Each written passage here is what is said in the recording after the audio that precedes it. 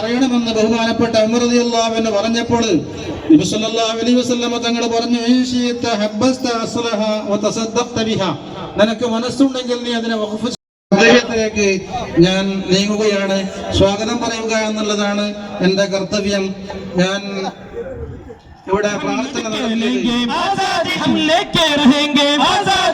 ಬಿಟ್ಟುಕೊಡಲ್ಲ ಬಿಟ್ಟುಕೊಡಲ್ಲ ಬಿಟ್ಟುಕೊಡಲ್ಲ ಬಿಟ್ಟುಕೊಡಲ್ಲ ಬಿಟ್ಟುಕೊಡಲ್ಲ ಬಿಟ್ಟುಕೊಡಲ್ಲ ಬಿಟ್ಟುಕೊಡಲ್ಲ ಬಿಟ್ಟುಕೊಡಲ್ಲ